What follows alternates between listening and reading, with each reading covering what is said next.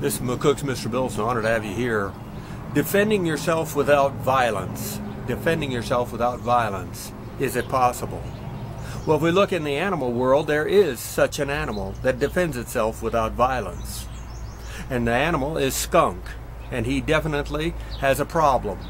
Because you see, his top speed is 10 miles an hour. So even a fat predator can catch and kill him and eat him. He also can't hide with a black and white stripe. Yeah, that doesn't work well to try to hide. And so with those two, he also can't fight. So the only option Mother Nature gave him was the ability to spray, and in that spray would be stink, plus it also blinded the enemy coming in on him. It would blind the enemy temporarily. Awful hard for somebody to give you a lot of trouble if they can't see themselves. Absolutely. And so with that in mind, you might want to consider following the non-violent way that the skunk does it. Now I know nowadays it's real popular with concealed weapons and everything for people to own a gun, a firearm, the ultimate in a violent weapon in the name of defense if you're attacked. I understand that. At the same time, others opt off, though, for a knife.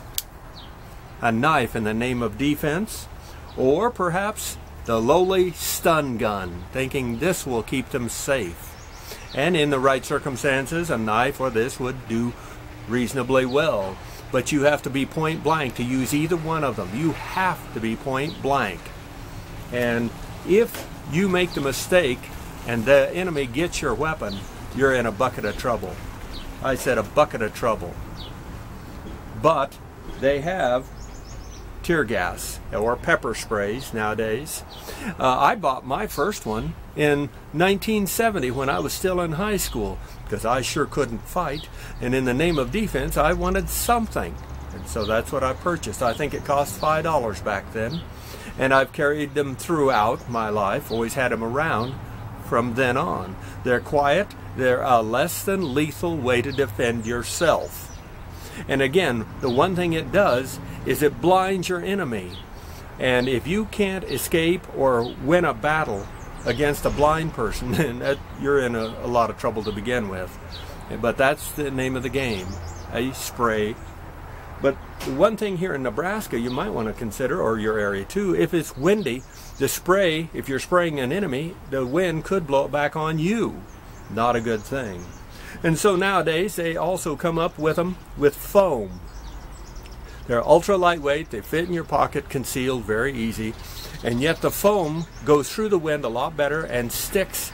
And of course it also paints, because there's a red dye in them nowadays saying that is the attacker, and that's permanent ink that'll stay on for days for the law enforcement to find said person that attacked you.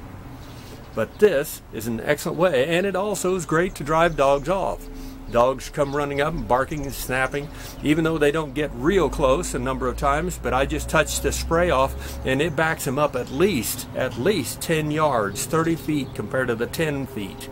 You know, they back away because they don't understand it and they realize you've got something to drive them back. Would it always work? I suppose not, but so far it has for me, and I bet it will for you as well. For just a little over a $10 bill, you have the ability to be a skunk, if you will.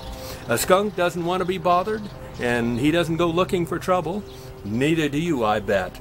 But he does have a way to defend himself, a non-violent way, and I hope you consider using such a tool yourself for you and your loved ones. This is McCook's Mr. Bill. You guys have a good day.